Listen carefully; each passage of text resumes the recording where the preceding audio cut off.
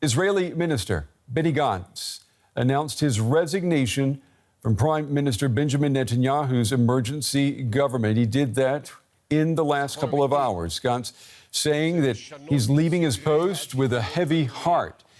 He also called for new elections. Gantz joined Netanyahu's government shortly after the October 7th Hamas attack in a show of national unity. Gantz's resignation had been expected since last month when he gave Netanyahu an ultimatum to approve a post-war plan for Gaza. His departure leaves Netanyahu more reliant on his far-right allies.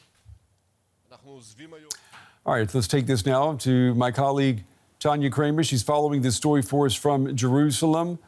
Tanya, another busy day for you. Gantz has made good on his threat to resign from Netanyahu's emergency government. What did you make of his statement?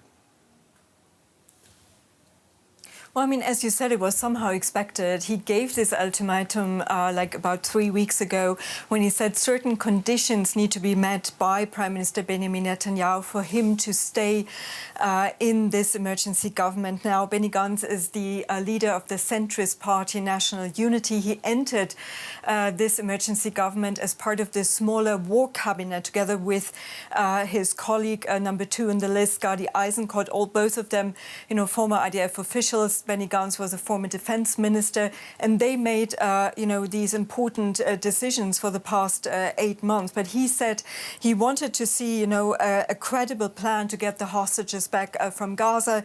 He wanted to see a credible plan, as he said, for Gaza for the day after that doesn't come forward from Netanyahu until now.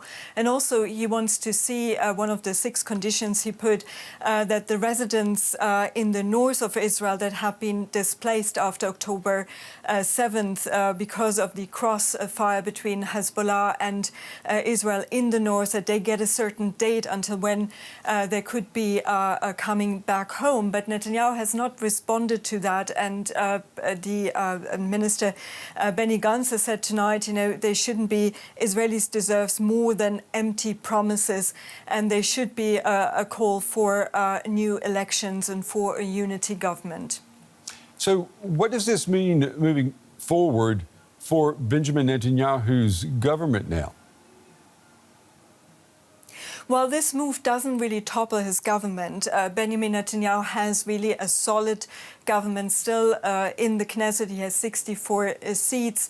So this, in the short term at least, won't change anything. But it might, in the longer term, it will isolate him even a bit further internationally, but also domestically. Benny Gantz was always seen from the international community as a partner and also as a counterweight to the extremists in Benjamin Netanyahu's government, like the far-right ministers, but also other members of his Likud party in this government. And domestically, it could, and that is still to see, also give those anti-government protesters now a push, because now the only centrist voice in this government is leaving. And that could also, of course, change a bit the situation here. But again, we have to wait and see how this will play out. Benny Gantz himself, he did very well in the polls. Recently, he went down a bit, but his National Unity Party was always now stronger than Benjamin Netanyahu's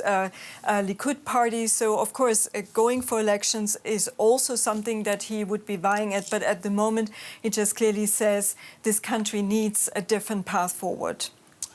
GW correspondent Tanya Kramer with the latest from Jerusalem tonight. Benny Gantz resigning from the government in Israel. Tanya, thank you.